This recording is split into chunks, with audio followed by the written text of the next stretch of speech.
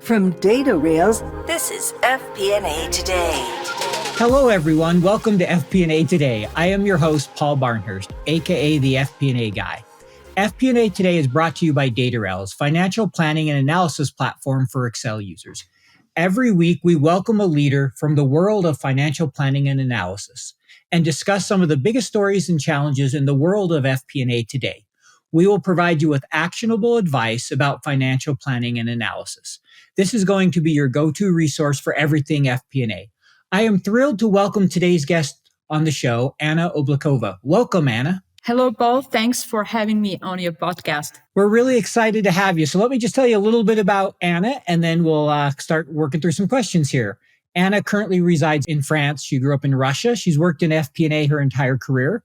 She currently works for a large FMCG company, and she also runs the website FPANDAClub.com. That's actually how I first learned about her, as I stumbled across the website when I was looking for some content for a LinkedIn post and loved what she was doing there and thought she'd make a great guest. So we're really, happy to have her. And Anna, maybe you could start by just, telling us a little bit about your career and how you got to where you're at today. Sure. Thanks, Paul, for asking. Well, I can say that I've always worked in FP&A. That's more than 15 years now. And it doesn't actually matter if my position was called like FP&A analyst or something like this. It wasn't. And moreover, the acronym FP&A was not so widely used then like it is now. Sure. But I've always performed these, core activities of the financial planning and analysis. Basically, yes, I'm from Russia. And I started as an intern in one of the largest Russian banks. It was a short-term 3 months internship, but these 3 months they were enough to to attach me first to the analysis and next to the sector of financial services for the next 13 years, basically. When I found my first job right after the graduation, it was the common job of an analyst in the medium-sized financial holding. But what was remarkable, that this holding was very active on the market of mergers and acquisitions. And it's not a beaten path for FP&A specialists, but for me, it was a perfect match because I could straight away start with the due diligence and business valuation. And that was a combination of, accounting, basics of accounting, financial reporting, understand insights behind the numbers, behind the financial reports, to use, to build financial models and to perform investment analysis. So, well, I spent in this company for around 7 years. And then I continued to capitalize on my M&A experience and worked in several large and medium-sized holdings. My main challenges and projects were around aligning financial planning and analytical processes within the group. When the newly acquired companies have to join large group, they have to follow all these rules, processes, and so on. That was my responsibilities, basically. The latest position in Russia for me was the head of the FP&A, where I in the bank as well, where I led a team of 10 people, from basically building from the ground up the FP&A function. Here I am now in France, as you told me. I'm working in an FMCG company as FP&A manager, and I support basically strategic and operational decision making and help our executive team to grow. No, great. Financial services is a fascinating area. I started my career with American Express. I was more on business travel side, but got a little bit involved in, some of the financial services over the years and supported a few products. And, you mentioned M&A, and I can imagine getting an M&A experience early on was probably really helpful in FP&A because, almost everybody acquires somebody at some point or considers it or does a merger. And, aligning processes can be a real challenge. So maybe can I talk about a little bit how that has helped you in your career? How would you think, getting that M&A experience early has benefited you? Yeah, exactly. I think that M&A experience was one of the main and the best part of the start in my career, because when you see this from different perspectives, from the like from the headquarters and from inside, from the companies which are potential targets, or further they are acquired. These are different things. You start to understand the various types of processes which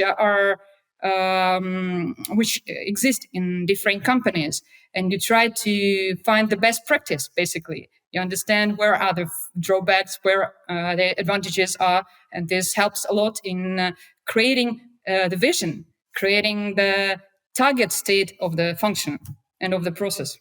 Now that makes a lot of sense. And definitely seeing different ways people do things can be really beneficial. That's something I've really enjoyed over the last few years as I've started to be part of more organizations and more involved in things outside of just work, is seeing the different ways people think about FP&A. Because there's definitely no right way to do it. There's some wrong ways it can be done, but there's no right way. I agree. So, I noticed you started a website, the FPANDAClub.com, and, you've written a few articles on there. You have some great tools. Maybe just talk a little bit about what prompted you to start that, kind of what was the impetus behind that? Yeah, thanks for asking. Well, the website started at beginning 2021. At that time, I had some sort of a gap year, but not in a traditional meaning, like between for the students between their studies and the start of a career. It was a year between two jobs. What I want to say is that the purpose, maybe the meaning wasn't the same, but the purpose of this year, of this gap year, was pretty much the same: to recharge, to take some time off, to prevent myself from burning out, to travel, to learn some new things. So in 2019, I decided just to quit my job and to go to France to study at the business school. And then the pandemic started with all these lockdowns and, doing nothing. Of course, I must admit that the French Riviera wasn't the worst place to spend the pandemic and the lockdown. Well, but I had some free time that time, and time to kick off a new project. We've been discussing with my friend and partner in crime, Marina, and that was the website devoted to FP&A and to FP&A in particular, and to finance function in general, which should be the resource for wide audience, resource for the information on the trends, on what's happening in the finance, what are the challenges, and all the thoughts on different aspects of the financial function and the FP&A processes as well, to share our experience and tips and tricks with the freshers and experienced professionals as well. Well, I can say I've been on the website a number of times, and I think you have some great content on there. I love some of the survey stuff you put together. I know you've also put out some tools. You have an FP&A maturity model, an assessment that you built. Maybe can you talk a little bit about that and what you hope people get out of it? Yeah, sure. This FP&A Maturity tool, basically I got the idea of it long before the website, when I had this project to build a brand new finance FP&A function in the bank. And at the beginning, it was just a checklist of some questions to go through when discussing the future, the target state of the FP&A function with business leaders, to understand what worked well, what didn't work, what their needs were, and how the FP&A function can basically help them to achieve their goals. And then just I decided to create some tool that I can reuse in my future missions and that can at the same time help to present well the vision, to understand where we are now and where we're going. Generally, just a questionnaire on the key core activities of the FP&A planning, forecasting, performance management, and it's based on the 5-stage maturity model of FP&A, from the lagging, when the FP&A function is not even defined.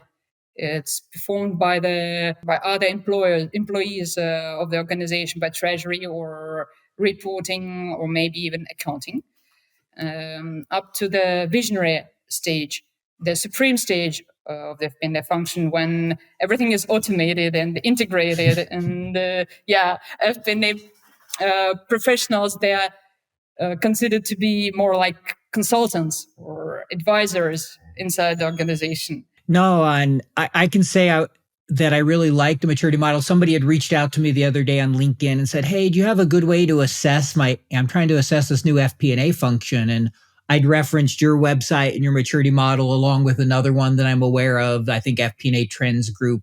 Yeah, it's FP&A Trends Group. They have one as well. And it was just great to be able to have some resources at my fingertips that I could send people to, because I think you've done a really good job with that. So, I just put a plug in. If people are looking for a maturity model, FPANDACLUB.com is one place you can go to see one where you can assess how you're doing, right? Figure out where you are on that scale.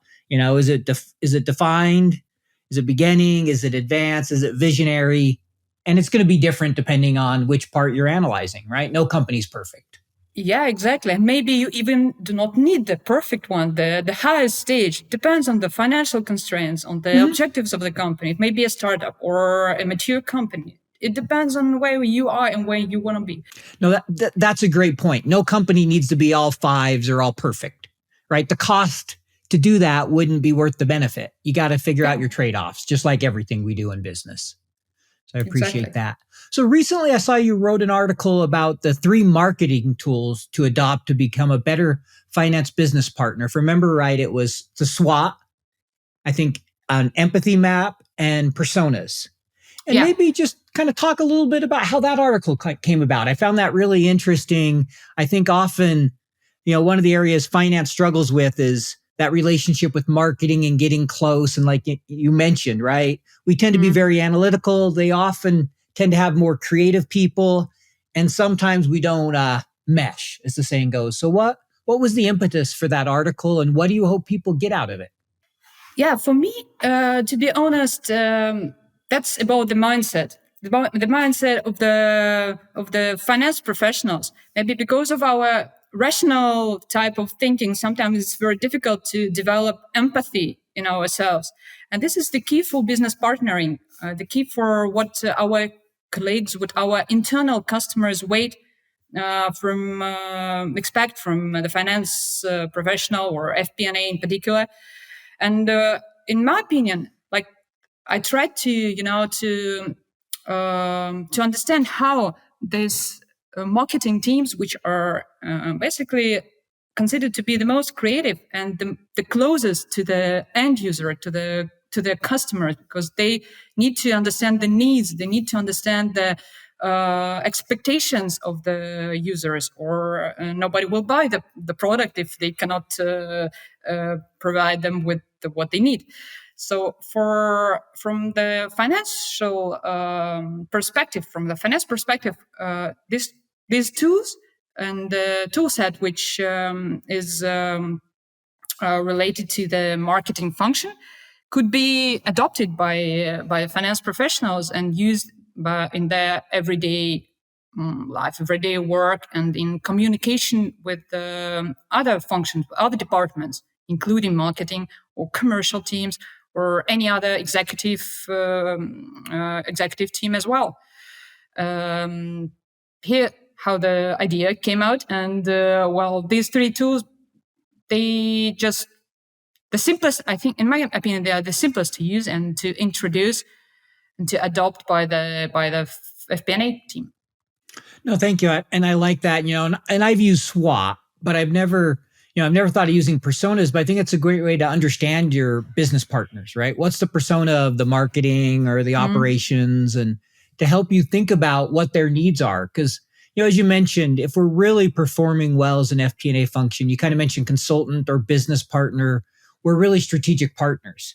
And you really need to understand your business. And I've always been a big believer in understanding business, but I really like that idea of using some of those marketing tools to better understand who you're working with. I'd never quite thought of it that way. So I really appreciate you elaborating on that and, like that idea. And for me today, the personas and these other things you mentioned become even more important as I'm, running my own business and doing marketing and all those things that I used to just support. I get, you definitely gain a greater appreciation for what they do. So one other article on your website that I just would like to highlight and kind of get what was the reason for writing it and what would you hope people take out of it is you wrote an article called Happiness in Finance, where you just talked a little bit about, why people get into finance, some of the challenges, and maybe can you talk a little bit about that piece? Sure.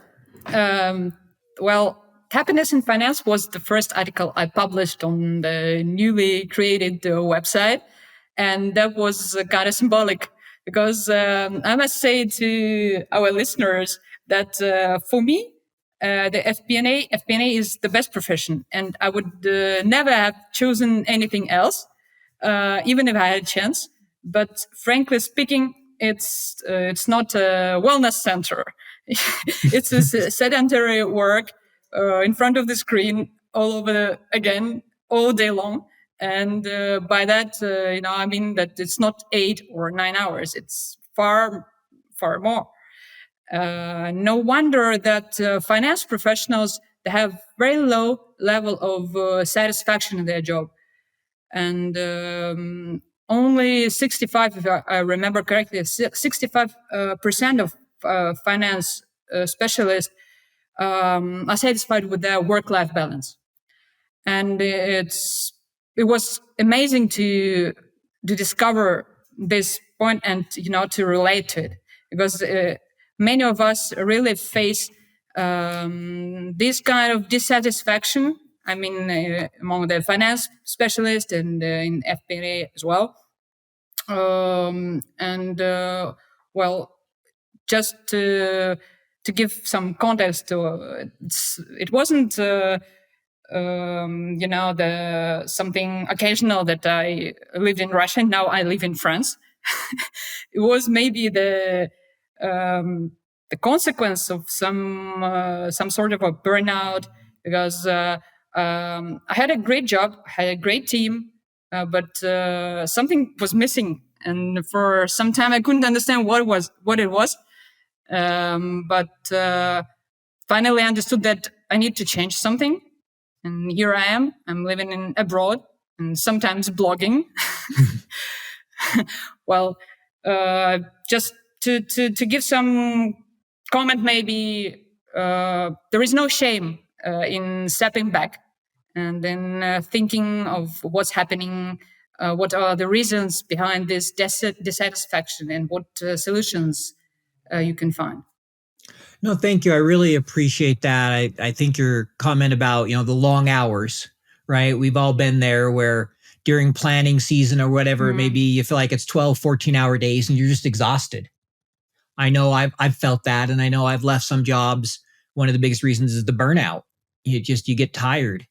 And so, I like that idea of finding your reason, being willing to step back sometimes and recharge. I think, as I mentioned to you earlier, as we were chatting before the episode, on a future podcast, we're going to have a couple people that focus on mental health come and talk about that, particularly that have worked in finance, and just how you make sure you're managing that work-life balance for you and for your team. Because, you don't want to lose your employees, but we also have to get the work done. And sometimes that does require long hours. And so it's definitely a balancing act, and you want people to be happy, right? We want to enjoy what we do.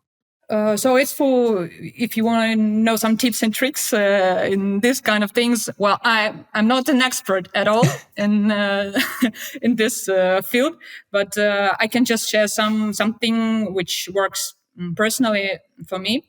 Divide maybe into groups, on work and off work. As for on work, for me, prioritization and time management help a lot. Plan in advance your activities and try to not to be distracted by some minor things like phone calls or emails. Of course, we all receive lots of them, hundreds of them per day. How I try to cope with it.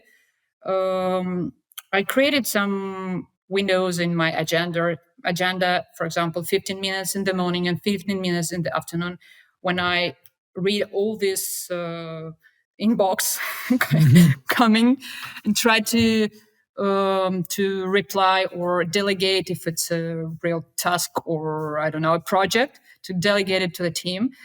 It really helps to reduce the stress level and to focus on major tasks.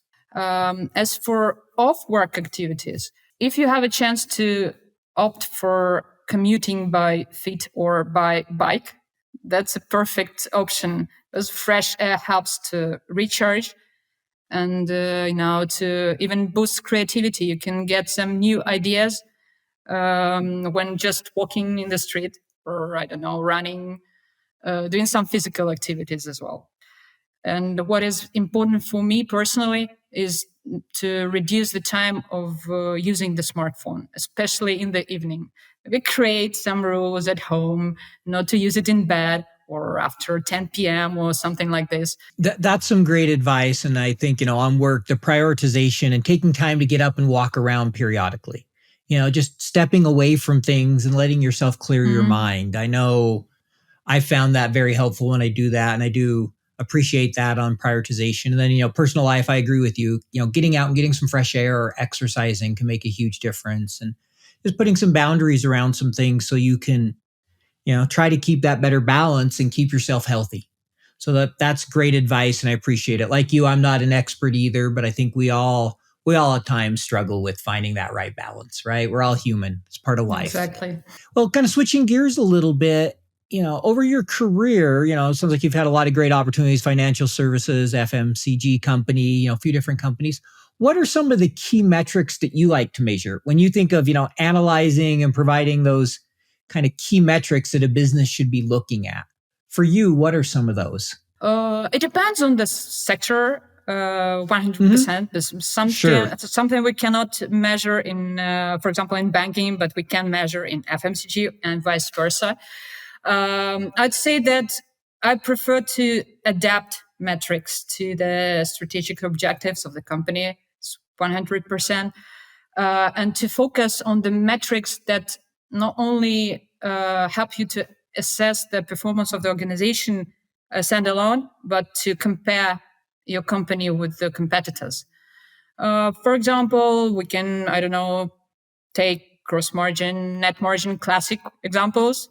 You can try to find out what are the reasons behind the difference between your company and the competitor, or even not your direct competitor, but the similar company in the adjacent sector or something like this, to find the key success factors and advise to your managers on these success factors. What is good in these metrics, they can be calculated on the enterprise level, on the department level, on the product business unit, as you wish.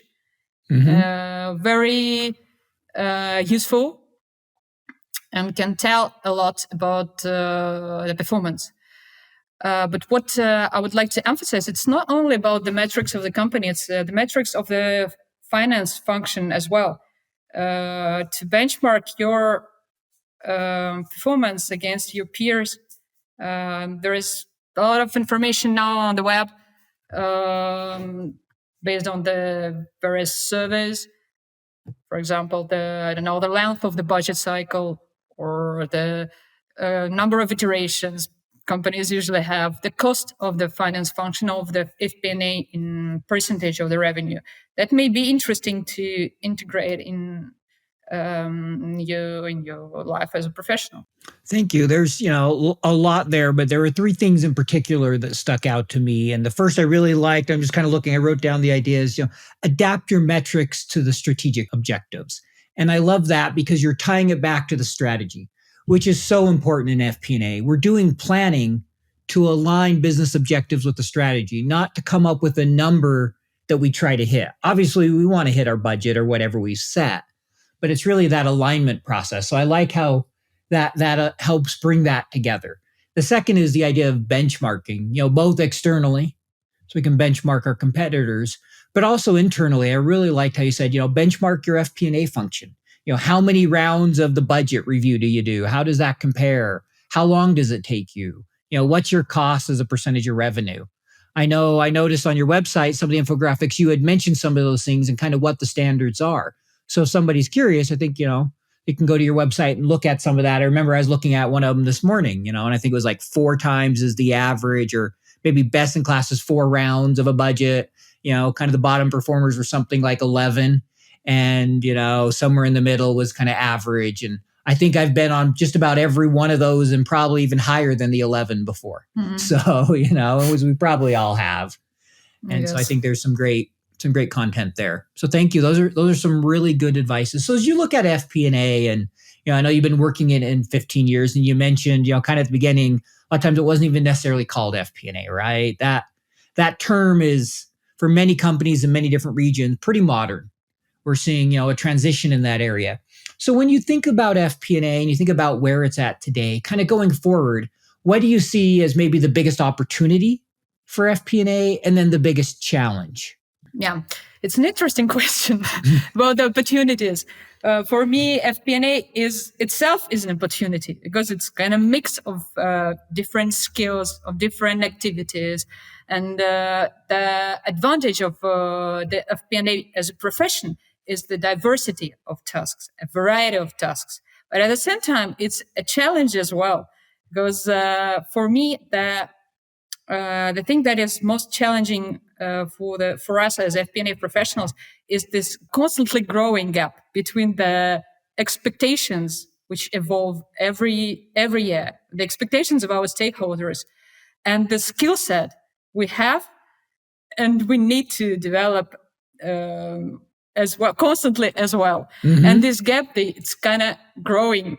It's very difficult to keep up with this evolving variety of responsibilities and the complexity of tasks as well. I completely agree with you. It's very challenging. I saw an article, and I wish I would have kept a link to it. I didn't. I just kind of saw the headline, but somebody had commented that they'd done a study it was about 2-3 years ago, I think pre-COVID, to something recent. And they looked at FP&A and saw how many skills on average they were asking for a job. And it had gone up on average somewhere between 2 and 3 skills, which is like 20-something%. You think about that in just, less than 3 years. I mean, it just feels like we're constantly being asked to do more and more and requiring to upskill. Understanding BI, understanding analytics, planning tools in addition to Excel, and, being able to extract data and statistical analysis and just lots of things in addition to wanting all these soft skills, right? You got to be really good at business partnering. You got to be really good at the social skills. It can seem overwhelming at times. I definitely think that's a challenge. I know it's been a struggle for me sometimes where do I focus my time and how do I best stay up on my skills and drive value for the business? So I think that's a great one to mention. So, we're kind of coming up toward the end of the interview here. Just a few more questions for you. So one we like to ask people, this is kind of a fun one that we ask everybody, is what's something that not many people would know about you? Something we wouldn't find online, maybe on social media or your website or something. Well, I consider myself to be a good cook. Well, and that's, to be honest, that's a tip on work-life balance, because cooking helps me to relax after work day. It's something creative, so it's an additional opportunity for creativity. You never know what's coming out of your dish, what it looks like, or what it will be, what it will taste like. So, well, it helps me a lot, to be honest. Good. Do you have a kind of favorite recipe or type of food, or do you do baking, or what kind of cooking? Maybe a little more. I'm not baking, definitely not. I try different cuisines and recipes. So based on first maybe it was more European cuisine. Now I'm trying some French recipes. But here there is a trick. I do not eat meat Okay. for several years. So more fish-based food. Fun. No, I'm a huge, I love fish, and, I'm big. I eat some meat, but I definitely like a good, vegetarian meal. And I haven't cooked much lately. I used to do quite a bit of it and enjoyed it. I might need to have to get back to that. So thank you. That's a good one. And it's definitely a good way to keep yourself healthy, because when you cook your own food, you know what goes into it. You can control the ingredients. So it's definitely a good skill to have. So, here at FP&A today, we're big fans of Excel. Our sponsor, DataRails, is an FP&A platform that focuses on keeping you in Excel. And let's face it, it's what finance uses, right? It's the dominant tool. And so with that being said, what's your favorite Excel function? Well, I presume your guests usually name something like index match or VLOOKUP. We actually haven't heard either of those yet, surprisingly. Really? Yeah. I'd go with if error. I don't know if it surprises you or not. Well, errors can ruin any report or presentations, decks, and tables. So it helps a lot. Yes, I have written if error many times, and I get done sometimes with the variance column, and I'm like, oh wait, I'm getting all these divide now. I better stick that if error formula around it when I forget. So I think that's definitely one everybody's used a lot. And I remember when it came out, when I was first, kind of learning Excel after grad school, and I'd have to do the if is error. And I was so grateful to see the if error. I'm like, oh, this is so much easier, right? Even just something as simple as that. So it's kind of fun to watch how Excel has, developed over time. So last question here. What advice would you offer to someone who's starting out in FP&A today? So if they were just starting their career, what would be the advice you'd offer them? Well, be curious and focus on lifelong learning. Not only on the, core knowledge, competencies like necessary in finance, of course, it's must have, but try to spread your knowledge around. Maybe some project management, both agile and waterfall, help a lot in managing budget cycles and change management with all this digital transformation and other projects around the finance function. Well, strategic thinking and business acumen. Read a lot of articles, on some consultants or on products, whereas business models, they appear quite regularly. New models we've never heard about. That would be my advice. No, that's some great advice. I love that, being curious, right? Just be willing to learn, be willing to explore, learn to think strategically so that you can be that business partner and really drive value for the business. Because at the end of the day, I know that's what I want to do as an FP&A professional. The standard stuff, the variance commentary, the reporting. For me, that's just the stuff you have to do. I think the area where you really, at least I find interesting, is that partnering and making a difference and driving the business forward. And that really does require the strategic thinking, being critical, and thinking beyond just your profession and always learning. So that's great advice. And I really appreciate you being on the show today. I've enjoyed talking with you. I've really enjoyed reading some of the stuff on your website.